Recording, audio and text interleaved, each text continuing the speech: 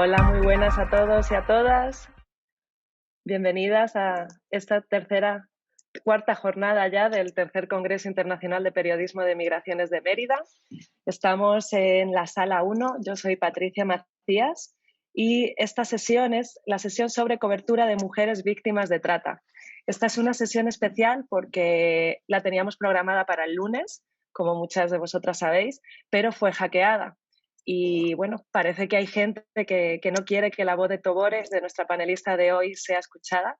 Y eso solo nos hace querer volver con más fuerza y con más ganas. Y aquí estamos, con una sesión doble en abierto para que la voz de Tobore y el tema sobre el que vamos a hablar hoy sea escuchado y todas las que estamos aquí podamos multiplicarlo. Así que nada, muchísimas gracias por estar aquí.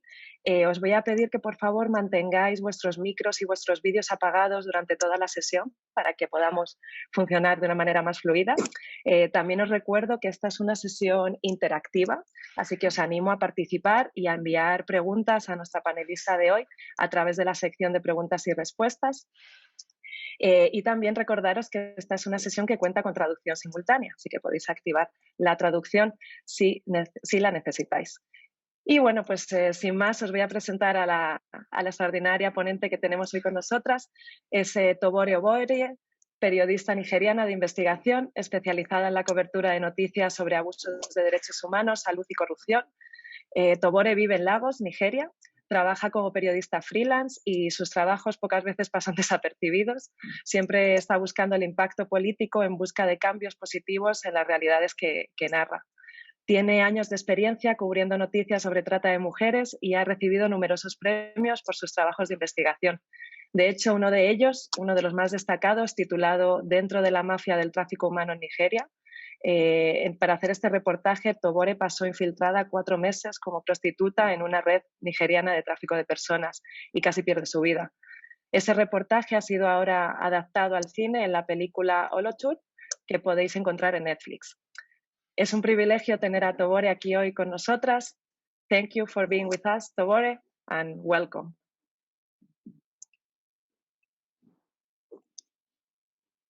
Oh, thank you very much for having me on your platform to talk about human trafficking. I would want to start by appealing that for a couple of days now, I'd not been feeling so well. And I equally came down with a cold. So please, I apologize in advance if I get to cough. I'll be speaking on what I had to retag as how to cover human trafficking without re-victimizing survivors. And the reason for this title is because I have been coming across so many reports and I can't help but I read online. Since 2018 till this moment as I'm speaking, I have been carrying out online and field researches as well as surveys about human trafficking in Nigeria. And one of my questions is how and where respondents got or get their information about human trafficking. I discovered that no fewer than 75% of the respondents so far say they heard about human trafficking for the first time from the media, and they still do make claim to that the media has been the source of their information about human trafficking. So in essence, this means journalists play a great role in shaping perceptions and guiding the public conversations about this crime. So how we report on human trafficking is as important as what is being reported. And the overall impact of these stories is reflected in the way the public, politicians, law enforcement, and even other media outlets understands the issue.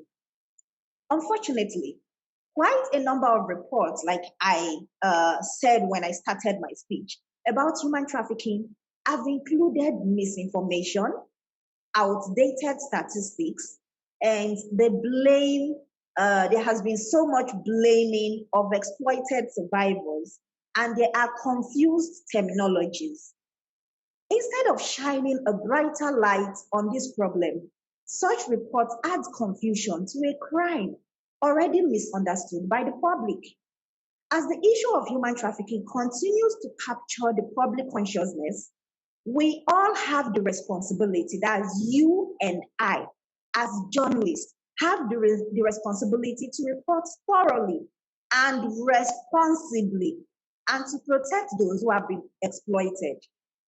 So I would like to share a few ways we can report human trafficking responsibly without re-victimizing survivors. So the first on my list is what I call dangers of re-victimization. Stories, photos, or names of human trafficking victims should not be published without their consent. And when I say that their stories, their photos, and their names should not be published without their consent, I mean, if you are a journalist who is working for print or online, obtain a written consent for them. If it is video, also allow them speak before the camera, giving their consent, and it should be in writing. And journalists should not speak with a minor, because there are many minors who get trafficked for even sex work. Whether sex work, whether child labor, forced labor, whatsoever. Do not speak with a minor without a victim specialist, parent, or guardian present. If not, you're already breaking the ethics on human trafficking reportage. Human trafficking cases often involve complex safety concerns that could be worsened by a published story, and I'm speaking from personal experience, or if a victim or survivor has not fully healed. So it is our responsibility as journalists to equally find out what process of recovery, what stage of recovery is the survivor on already. Is the person fully healed? If the person is still fresh in recovery, don't be after breaking news or having a great byline. No, we have to learn to put the survivors first before our headlines and our bylines. So we must ensure that the victim, before we get to publish a story, we must ensure that the victim is on a good path of recovery or fully recovered.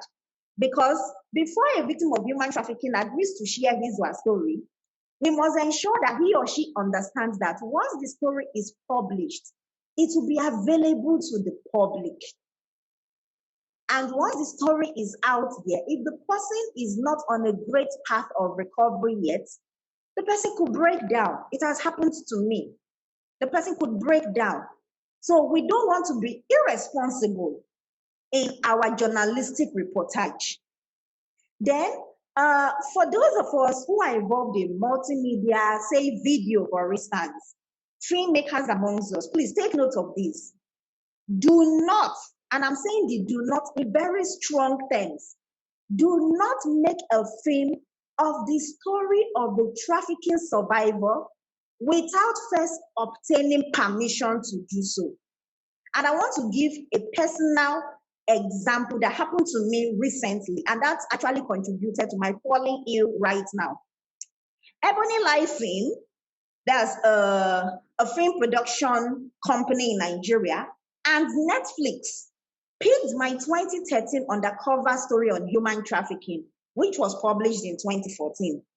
They not only picked it, they made a film without my permission and tagged it as their original story idea.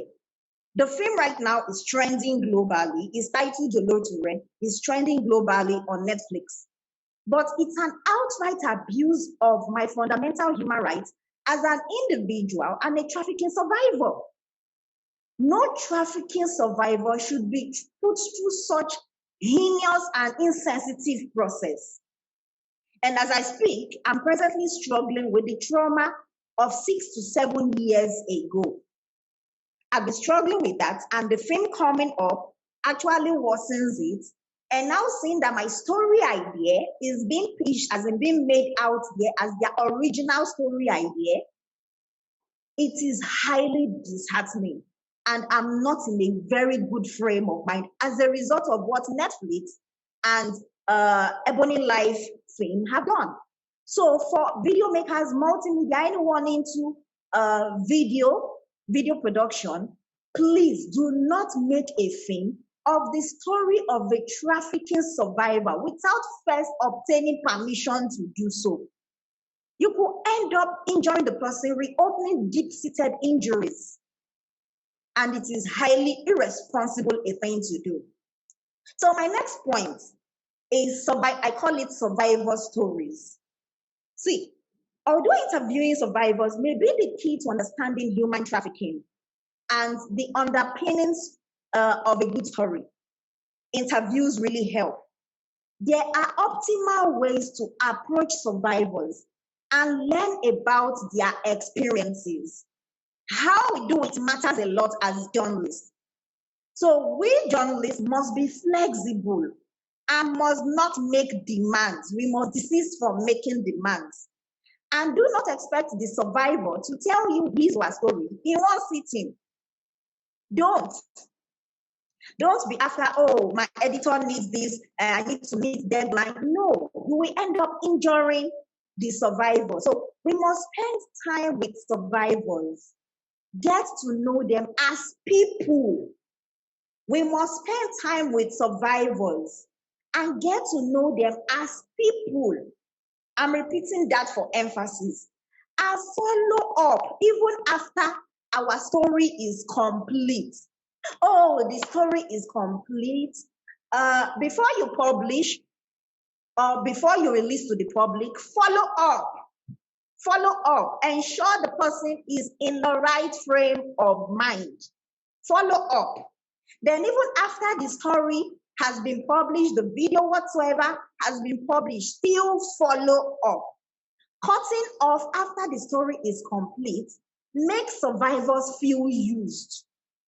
It affects their already battered self-esteem and recovery. So we don't want to be caught in the web of using someone. Human trafficking is all based on exploitation. So our reporting process should not be exploitative. No, we must ensure we avoid that.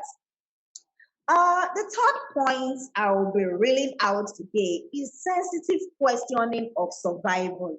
This is very key in our reporting on human trafficking. It is important that we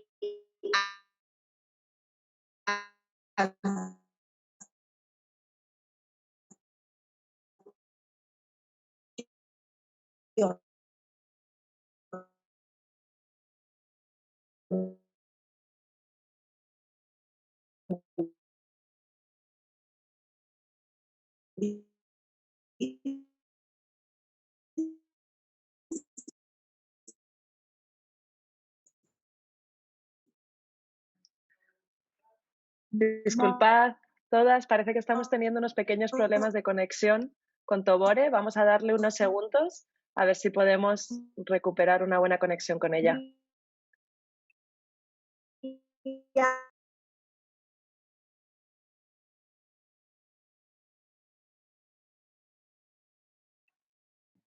Estamos recuperando a Tobore. Solo un momento, por favor. Cosas del directo, así pasa a veces. Muchas gracias por la paciencia y también veo que no hace más que aumentar el número de personas que están disfrutando de esta charla, así que muchas gracias por estar ahí. También ya empezamos a tener preguntas, así que esperemos que podamos recuperar a Tobore pronto para seguir disfrutando de su ponencia.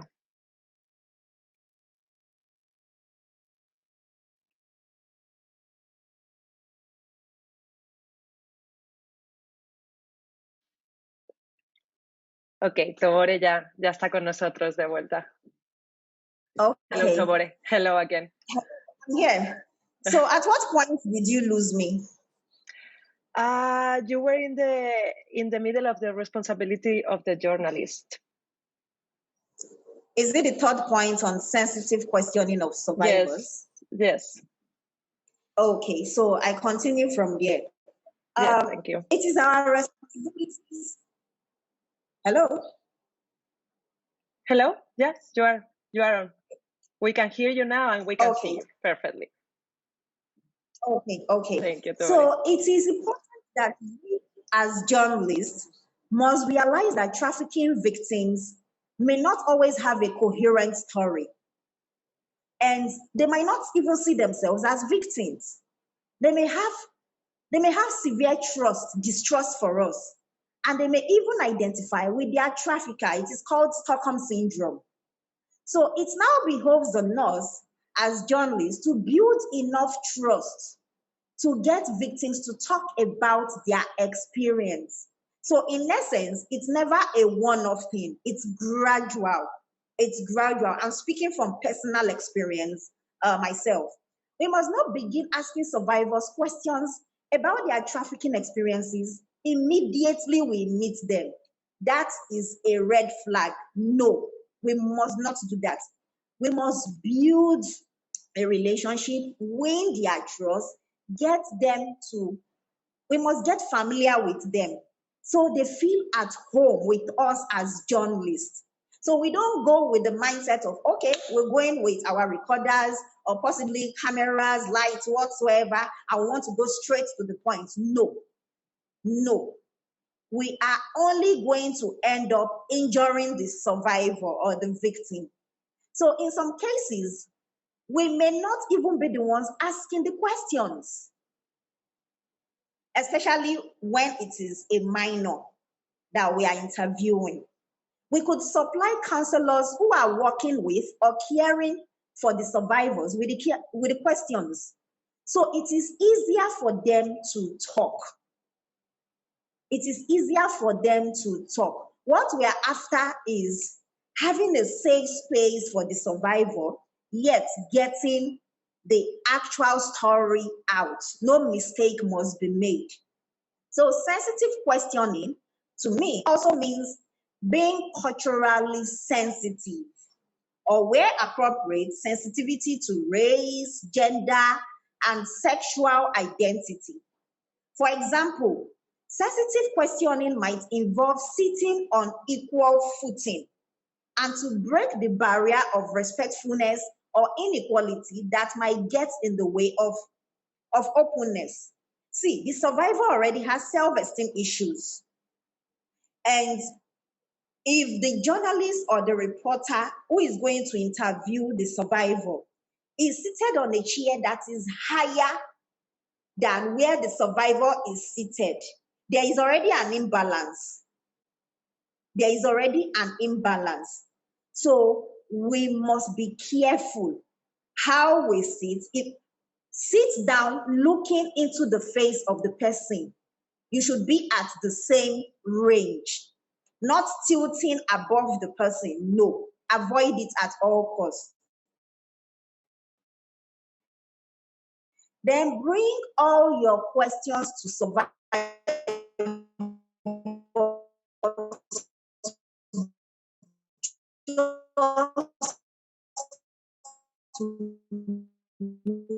one time. Just one time. So they will never have to recount their experiences.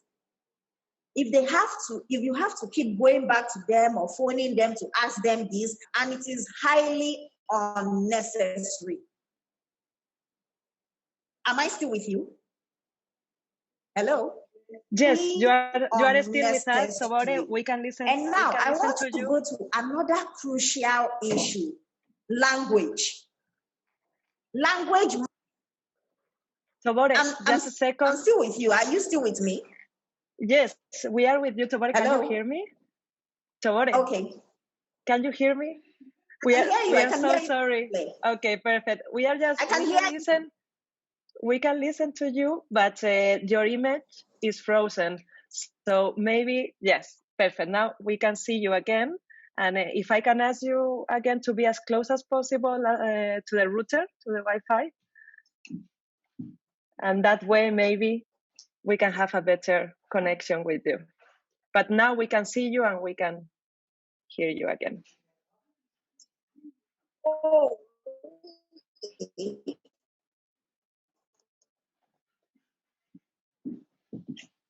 oh, okay.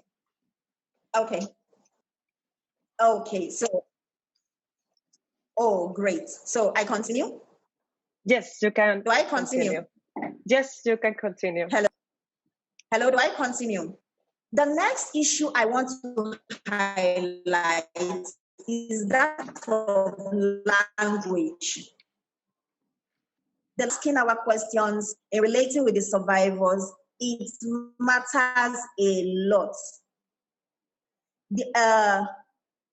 Is there a difference between survivor and victim? Yes. So we must not misuse the words. There is a difference between prostitution and sex trafficking. There is a difference between human smuggling and human trafficking. I see these words being mixed up often when I read reports online, in newspapers. I even watch video reportage. I see this being mixed up. The confusion of terms, as well as the failure to use the correct definition to describe human trafficking, can confuse and mislead the public. It will mislead your audience. It will mislead your readers. Human trafficking on its own is a complex crime that many communities are still trying to understand, and using outdated terms or incorrect definitions only weakens understanding of the issue. So as journalists, we must become familiar with the trafficking definitions of international law found in the Palermo Protocol to the United Nations National Organized Crime Convention, as well as other related terms that are commonly used. And lest I forget, the kind of questions we ask survivors is key. The kind of questions we ask survivors is key. I will come to that very soon. Let me move to the next point. I will call this half the story. When we report on only one type of human trafficking, the public is left with only part of the story. Human trafficking includes sex trafficking, child trafficking, forced labor, bonded labor, involuntary domestic servitude, and debt bondage. So, as journalists, we need to cover more breadth of human trafficking to strengthen the public's understanding of human trafficking and the full scope of the crime. I'm not saying reporting sex trafficking is bad, but we must not create this picture out there that when trafficking, human trafficking comes to the mind of the average individual out there, it's only sex trafficking that comes to their mind. No, we must avoid that. Then, what I will call the numbers game. So many journalists are guilty of this. So I'm advising that journalists should do more human angle stories than generalized or number stories. Human angle stories, you may not necessarily use their real names to protect them, but actual stories, humanize your stories, humanize it. It makes it more hard-hitting. And I have noticed that many journalists often lead with numbers, as in you start your opening with numbers, but reliable statistics. Okay, for those of us in this part of the world, reliable statistics related to human trafficking are actually difficult to find. Human trafficking is a clandestine crime, and few victims and survivors come forward to share their stories for fear of retaliation, shame, or lack of understanding of what is happening to them. So numbers are not always the story. I repeat, numbers are not always the story. We must pursue individual stories of survival. We should pursue stories of new government initiatives. pursue stories or innovative research efforts until better data are available. So we should learn to humanize our stories, not just churning out numbers. No, we should avoid that at all costs when we are reporting on human trafficking. Also, we must take note of how we write the headlines of our trafficking stories. The headlines matter a lot. So those of us who are editors in this session, take note of this. We must take note of how we write the headlines of trafficking stories. Too many headlines I have seen are stigmatizing, discriminatory, and they re-traumatize survivors. Now, I want to give a personal example. In 2018, a media house in Nigeria, while referring to me, made a headline. I'm quoting the headline. Journalist who ran mad after going undercover recounts ordeal. That is highly irresponsible. It is a very horrible headline and must never be used. It was not only discriminatory, stigmatizing, it was a complete nonsense of the story. Even the story itself was quite discriminatory. The story seemed like the reporter or the editor was being deliberate in what was written to shame me. Yes. So we must avoid that at all costs. Then there is something I wouldn't know for your own part of the world. In West Africa, there is this notion that, oh, human trafficking happens. Simply reporting that human trafficking occurs is not a story. No. Human trafficking happens in every country in the world, whether the United States of America, the United Kingdom, South Africa, wherever, human trafficking happens. Different kinds of human trafficking occur in different parts of the world. So we should avoid simply reporting that human trafficking occurs. That's not a story. We must go deeper as journalists and find out who are the most vulnerable to victimization. What kind of help is offered for survivors? These are angles of stories we can dwell on. And we can also report on what our communities are doing to eradicate this problem. We have to ensure we report responsibly. Human trafficking is a popular topic for journalists hoping to make a social impact. Yes, it's a popular topic. However, journalists may befriend survivors. We have to befriend survivors, earn their trust, and in some cases, help remove them from a harmful situation. This is typically, I would say, is typically not appropriate. However, in the course of our reporting human trafficking, the human part of us should not be killed. What do I mean by this? What do I mean by this? Journalists should not blur the line between journalism and activism. Everyone should do their part to help eradicate this crime by educating themselves about human trafficking and engaging in their communities.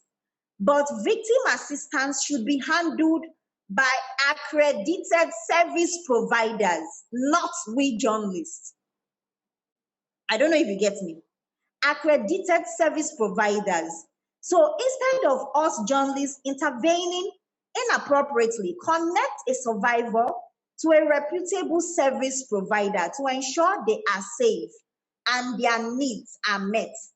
Now, a particular point that I said I will take towards the end of my presentation is the kind of language we use, even while asking questions. I want to give another personal example. In 2015, during this happened in South Africa. a conference. I don't want to mention the name of the conference, but it happened in South Africa, Witwatersrand University, a conference for investigative journalists from all over the world. I was taking a session on it had to do with my 2013 investigative undercover investigation, which was published in 2014. And a journalist was going to ask me a question during that session. Guess what the question was? When I pointed at the journalist to ask his question, he simply just went at me. During the investigation, were you raped? The whole hall went quiet. I could see anger on the faces of other reporters. To be honest, I was thrown off balance. I looked at this reporter. Unfortunately, this particular journalist is a fellow Nigerian from my country. I looked at him. After regaining myself, I told him, I'm not going to answer that question. So I moved on to the next question. The reason I refused answering the question is inappropriate use of language. So we as journalists, we have to be careful how we ask survivors questions. How we frame the questions matter a lot. There are questions that are no-go areas we shouldn't ask. Instead of asking a survivor, oh, were you raped? That's quite crude, by the way. Ask about, I would suggest your questions should be open-ended. Open-ended. So you give the survivor room to narrate. In this case, I'm referring to females, women survivors. They narrate their ordeal, their experiences. So you as a journalist, you can pick your points from there. Avoid asking what are we called nasty questions. We must avoid that by all means so that we don't re-victimize the survivor, we don't stigmatize them, we don't discriminate them, and we don't injure them. There is usually this deep-seated injury somewhere that they are trying to nurse. And you know, many survivors, they don't really get true proper therapy because therapies are quite expensive. For instance, like in my country, psychiatrists are quite few. So having proper therapy is quite scarce. Then you can imagine asking a survivor such a question, were you raped? I don't think the survivor is going to recover in a very long time. So we must avoid such questions. We must avoid such questions.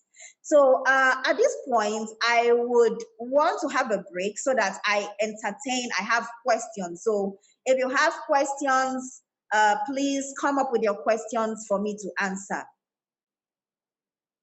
Hello. Hello, Tobore. Thank you. We do have a question. I'm going to ask this question in Spanish, and you can translate. You can activate the translation option. Perfect. So, la pregunta viene de Marielba Núñez y nos dice, ¿la investigación periodística sobre trata de personas ha descuidado la denuncia contra las mafias y la complicidad de los sistemas judiciales? Please, could you take that in English? I'm unable to activate the translation here. I'm making use of a phone. Is a journalism investigation forgotten about denouncing the mafias and the complicity of the judicial systems? I don't get the question. If this person is asking if the journalists had forgotten about denouncing the judicial system and the complicity of the mafias on this. Have we forgotten about making public how the mafias work and how the judicial system is working in complicity with them? Okay. It still takes me back to the point I had made initially.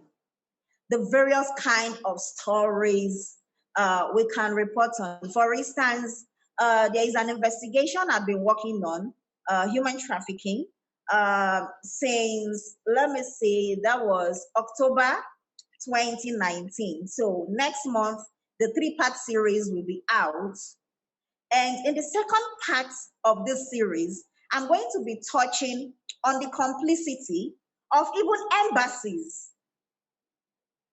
It is now left for we as investigative journalists. See, it begins with when you have to work on investigation, there is something I call pre-investigation, investigation itself, and post-investigation. During the pre-investigation, you don't just, oh, I have this topic, and you jump on the road and start working. No. Such a journalist will end up in what I call a tunnel vision. We have to map our stories at the pre-investigation stage. We have to map our stories, number one. And while mapping our stories, we come up with various hypotheses. And let's say for sex trafficking, part of the hypothesis is to find out if there is a relationship between the traffickers and even the judiciary system. Another hypothesis is to find out if there is a complicity between embassies or various foreign high commissions and the traffickers. Is there a relationship? Let me give let me give a little spoiler of what I'm going to be publishing next month. The second part of this investigation, I discovered this second part had to do with somebody, a Nigerian, who was trafficked by her husband. Her husband is a pastor. He did not only traffic the wife, I had to get involved trying to see to the woman being returned to Nigeria. And we discovered that the Nigerian embassy in Egypt, all this happened in Egypt, is complicit. Because we had to ensure, okay, release the passport of this lady so that she can return to the country. Lo and behold, it's a video interview I have with this lady. It's going to be released next month. And she opened up that in her presence, the official in the Nigerian embassy simply phoned the trafficker, the person who trafficked her, and spoke casually with the person to please return this lady's passport. And by the next morning, she was being handed her travel documents, her passport. And the embassy did nothing to the trafficker. So from the way they sounded, that's the official in the Nigerian embassy and the person who trafficked this lady to Egypt, and the trafficker is in Egypt, there is a sort of relationship, a very charming relationship. So it's now left for us as investigative journalists, while planning our stories, the pre-investigation stage, map your story properly, come up with various hypotheses. It does not mean that during the investigation itself that all the hypotheses we click. No. And investigating human trafficking doesn't necessarily mean we are trying to that at the beginning of the story we have already labeled whosoever we are investigating. No. Flow through the process with an open mind. But of course, we have to look into the judiciary system of our various countries in relation to the stories we are working on. And it's not just the judiciary system. Like the story I'm going to be releasing next month, I was equally investigating even the police. Investigating the police. And those at the top, even at the federal and state level, I ensured I was not the one who phoned them at first. The elder sister of the trafficked lady called them in my presence. Now, these police officials did not know that they were called in my presence. And you needed to have listened to the lackadaisical attitude and response. The way they shut down this lady. It speaks volume. I deliberately ensured I was not the one who called them because knowing I'm an investigative journalist, they would want to put up an act. So I ensured the one who had no power in quotes, who had no power whatsoever, knows nobody, was the one who put the call through at the first instance. and I have everybody recorded, and their voice note will be published next month.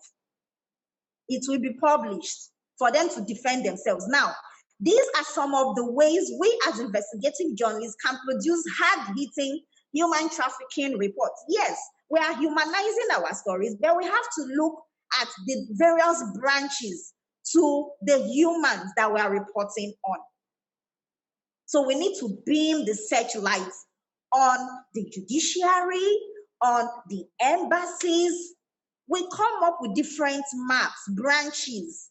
Who are those involved in this? And in the course of interviewing the survivors, for everyone mentioned, we have to now draft them. You know, we have to keep going back to our story draft, to the story map,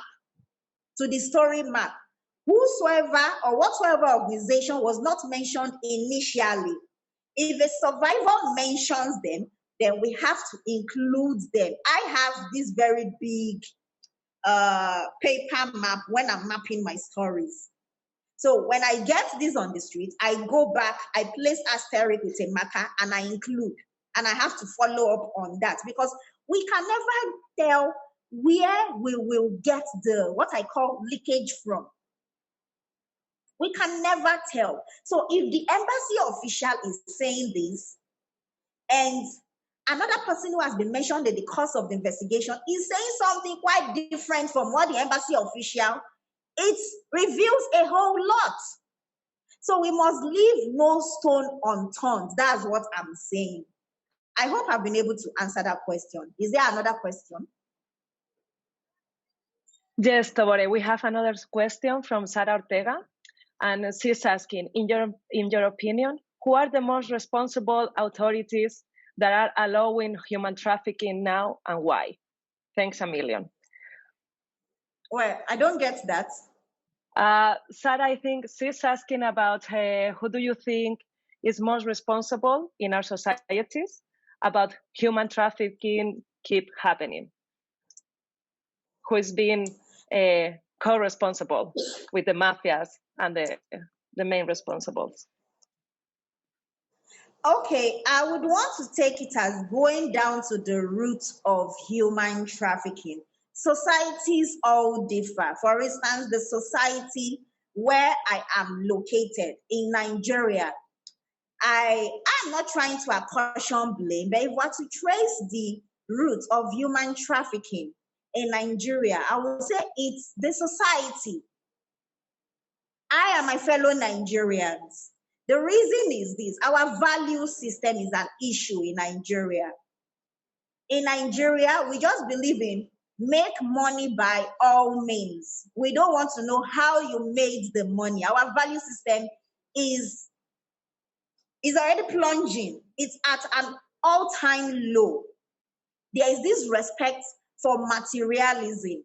If you have no money, if you are not known, your right will be trampled upon. So there is this, anybody can turn up anywhere and start spending money, and no one will question the source of the person's livelihood, the source of the person's wealth.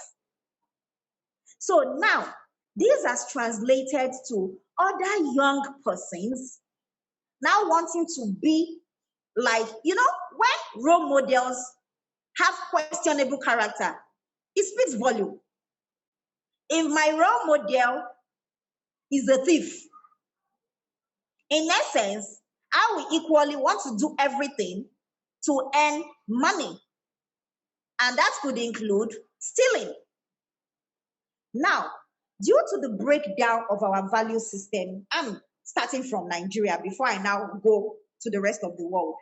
The breakdown of our value system, even family values. Many families, they don't have mission, vision, whatsoever that drives them.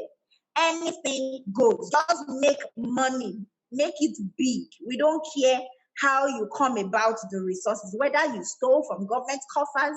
Now, the young person who does not have access to government coffers, what they now do is this. They look for every means wanting to leave the country. they want to make it big and live this, what I call Hollywood kind of lifestyle. That is on the one hand.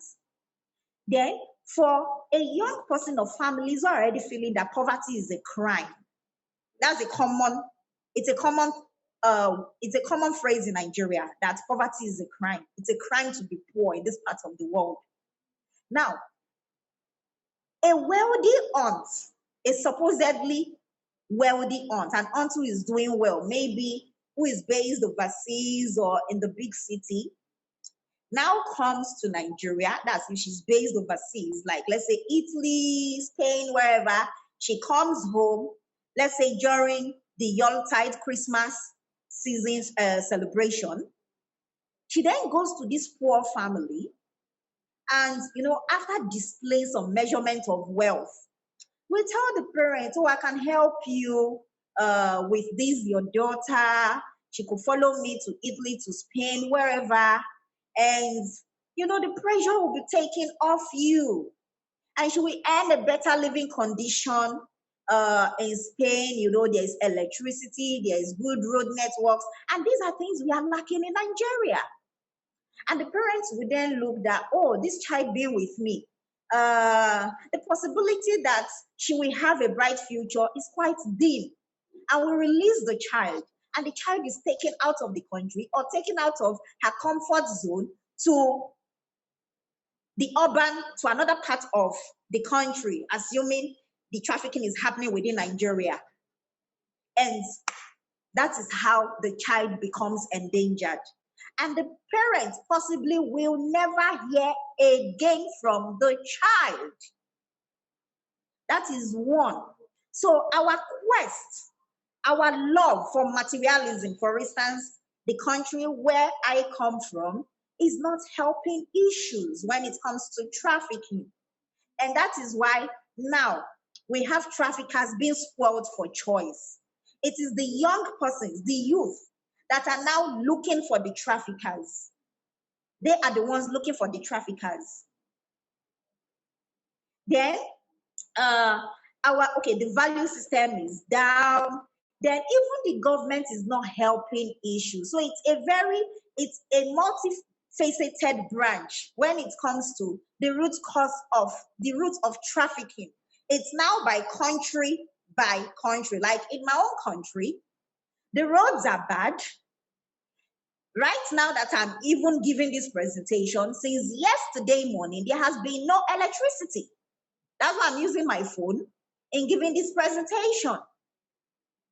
So when you have to sleep without electricity, then you struggle to get water. The taps are dry. You struggle to get water. Then before you start your day, you then get plunged onto bad roads. The roads itself are death traps. Such young persons now watching, let's say, films, movies, let's say American films, and they're saying, oh, these other countries, they are so beautiful. Everything seems to be working perfectly well over there. They would want to, by all means, leave the country. So there are many young persons who are living for, we want better social amenities. Then there are many as well who, since they graduated either from high school or university, they've never been able to secure employment. And they have families to fend for. They've not been able to secure employment. I'm saying employment, not even good employment. So if they peradventure even secure employment, the question is, how good is the employment? They end up being old salaries, 5 months salaries, 7 months salaries, 10 months, they are yet to be paid. So such young persons, such individuals, when traffickers exploit vulnerabilities. Many Nigerians are vulnerable, that's the truth. They are vulnerable. And of course, endemic corruption is not helping issues. When the very few, the political elites, are amassing everything for themselves, and the followers are seeing this, they would want to, okay, we too want to make a name for ourselves. This is what is happening in Nigeria. For other countries, it now depends. Each countries differ. Each countries differ.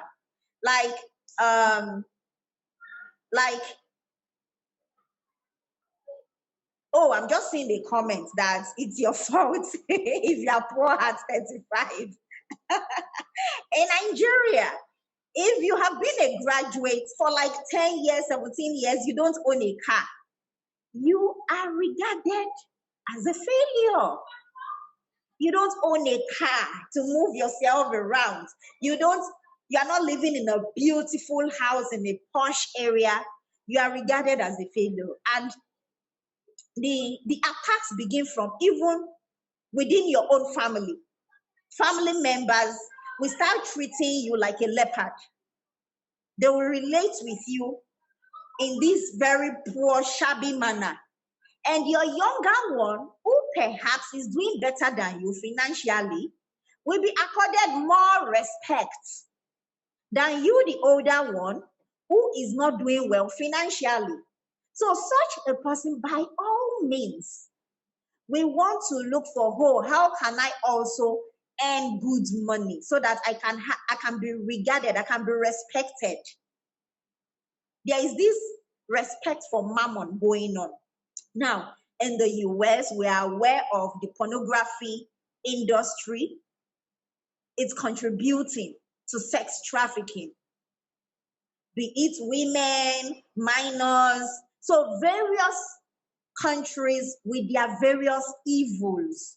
But for African countries, West Africa, especially those that we call third world nation, the various examples I have highlighted are the causes of people being trafficked. People are just looking for greener pastures. Then there is this issue of being able to travel easily, to migrate easily. In Nigeria, the various embassies in Nigeria, they ask for a hand, a head, and a leg. So even a young person or even an older person who possibly has the resources to travel, but the person doesn't have the kind of documentation being requested by these embassies, we want to look for another route, and that is how they fall into the hands of traffickers. I, as a journalist, am able to travel, but to be honest with you, I pass through a lot of stress when applying for visas.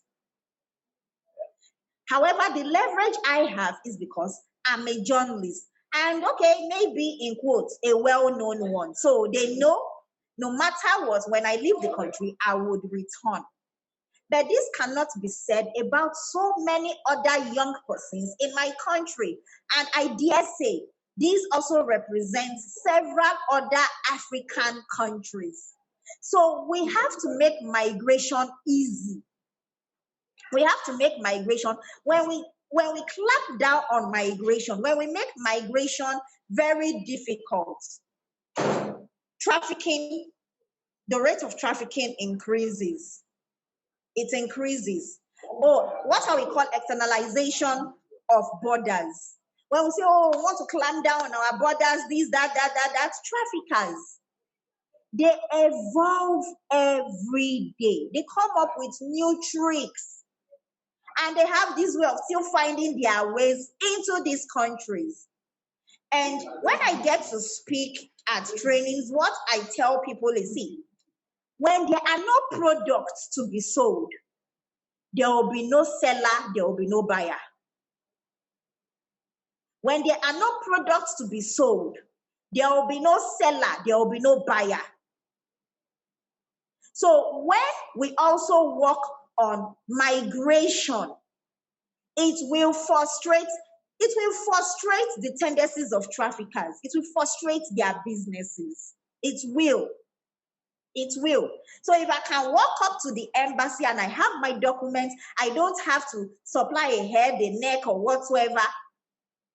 and I have legitimate cause to be in this country, I will not have to fall into the hands of traffickers who will come and paint a too good scenario to me, simply because of I'm avoiding embassies and their tall orders. In that process, young persons, or even those who are not young, they fall into the hands of traffickers. And traffickers, they are so intelligent, they are brilliant, they are smart. The only thing is they use their intelligence, their brilliance, and their smartness for evil. That's just the difference. That's all. So various countries need to revisit their migration policies. It is key in curbing trafficking. I hope I've been able to answer that question. Yes, you were, for sure, Tobore. And we have another question from Ana González Páramo.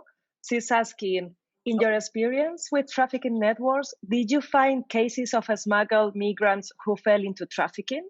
It is a frequent phenomenon. Yeah, very, very well. Besides my 2013 investigation, in which I equally witnessed that, my ongoing investigation, which will be published next month, part one of the story, actually a young man, he started as wanting to be smuggled. His own case is, he was actually a university undergraduate, he had graduated, had not been able to secure a job for about 5 years.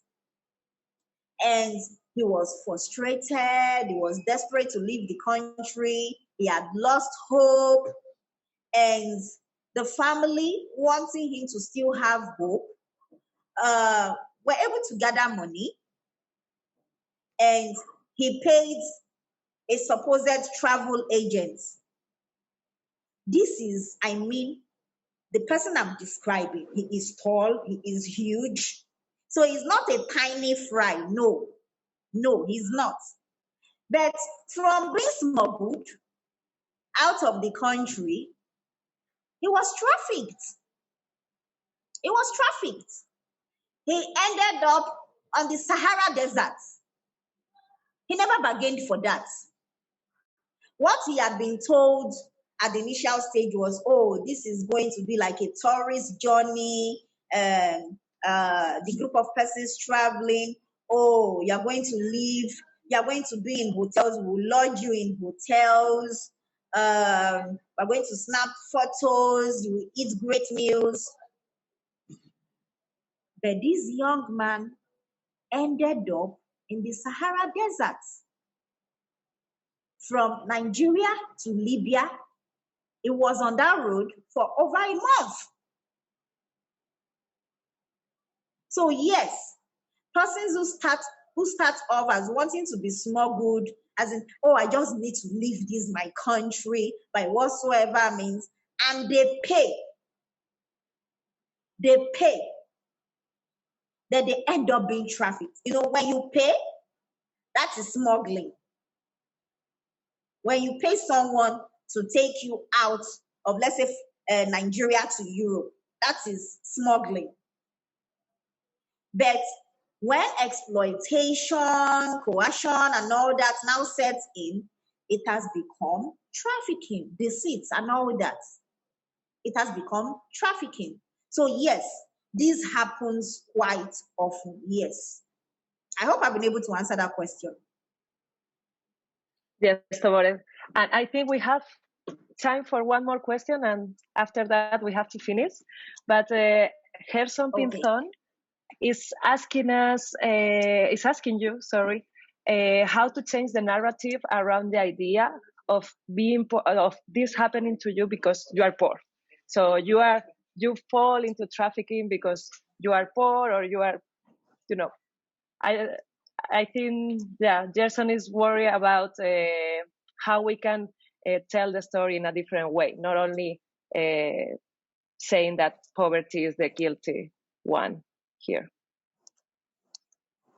Okay, I'm actually in support of changing the narrative about poverty being the cause for people being trafficked.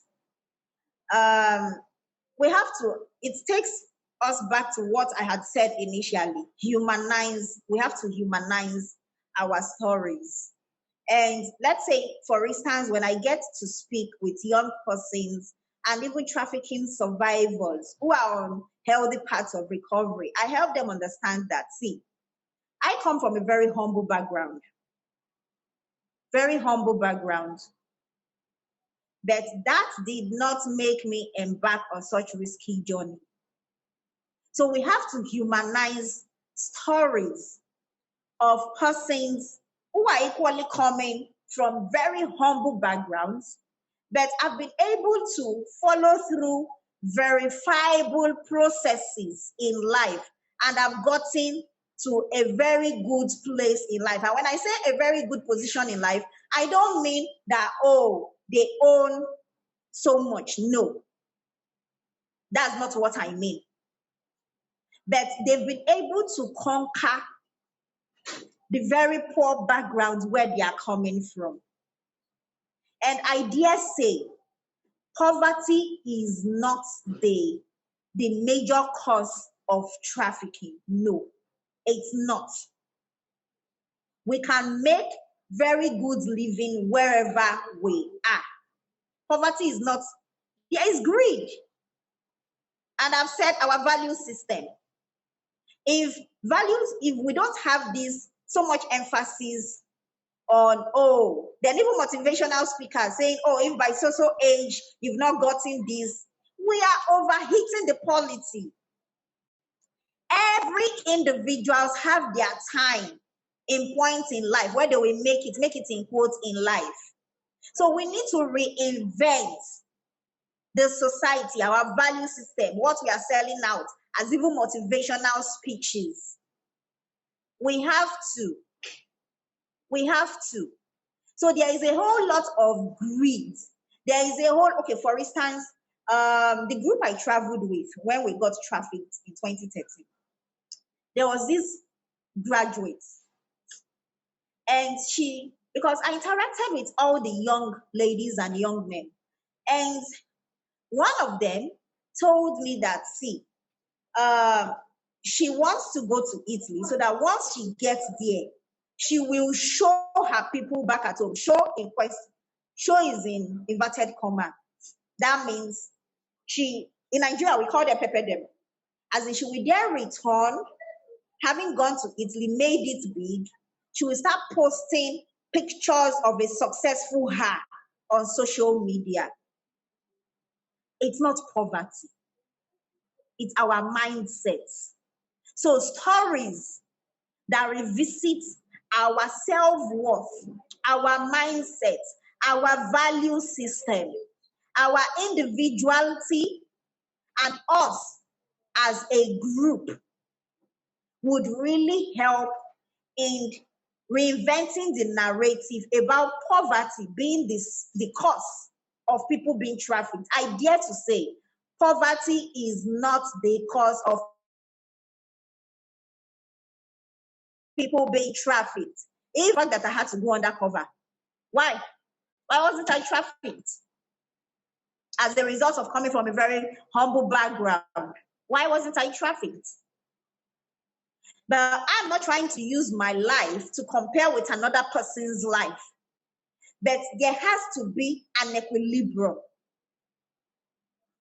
If we're able to tackle issues of value system, and this really goes down to affecting our self-worth, our self-esteem, how we see ourselves as individuals and as a collective, it matters a lot in reinventing the narrative. It will go a long way in reinventing the narrative. And lest I forget, parents should, another aspect is stories that highlight parents giving birth to the number of children they can cater for. If you cannot take care of 7 children, why have 7 children? If you can cater for only one, have only one. so that all your resources, your time and everything will go into that one child. Not having 7 children, not having 12 children. I see a lot of that in my country. So when parents end up having so many children they can't take care of, that is how a big auntie or a big uncle from the city or Europe will come and sell the lie that, oh, let me take off some burden off you. And that is how children get trafficked. So it begins with even parents. It begins with parents. Give birth to only the numbers you can care for. Don't go overboard. Don't say, oh, the Bible says we should count our blessings, we should dominate the earth. No, it's all shades of wrong. It's irresponsible, and we need to stop it. I hope I've been able to answer the question. Yes, for sure, Tobore. And we have to do the last question because we are over time already. But I'm going to finish with a question from Carmen Cabrera. She's asking you to share projects that you believe to be worth it to check out that are managed by survivors or for survivors that are respectful enough or worth it to check out, if you know any. Please, could you take that question again? I didn't get you. Yes, Carmen is asking if you can share with us projects that are working for survivors of human trafficking or that are run by survivors of human trafficking that you consider to be worth it of us checking out.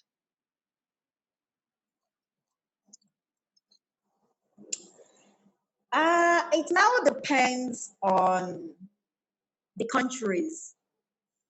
It depends on the countries. For instance, in Nigeria, I would recommend WOCON. That's WOCON is WOCON. At least I can vouch for them. They are doing a whole lot on human trafficking, particularly sex trafficking and child trafficking. I would recommend WOCON. There is the Migrants Project. They are doing quite a whole lot in Nigeria. Then outside Nigeria, hello, are we still together? It's fine, Tobore, you can continue. You can finish with it. Outside Nigeria, there are various other organizations, but I wouldn't want to make recommendations. Reason being that as journalists, we need to verify. If I've not been able to verify an organization, I wouldn't want to recommend them. I'm extremely careful. But work on the Migrants Project, yes, I can recommend. They are doing quite a whole lot in Nigeria. I can recommend these ones in Nigeria. I've interacted closely with them, followed them closely, and yes, I recommend them.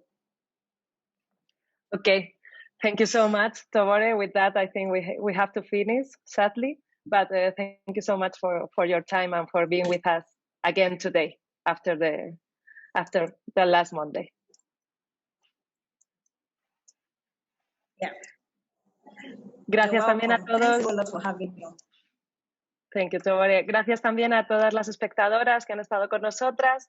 Terminamos aquí esta sesión, pero os invitamos a continuar con nosotras a partir de las 3 de la tarde con la feria, más tarde MIGRATALKS y luego terminamos con 2 grandes sesiones esta tarde. De 7 a 8 tenemos un programa especial de carne cruda que va a estar estupendo y después tenemos otra gran sesión con 4 corresponsales que van a estar hablando de cómo narramos las migraciones desde el origen.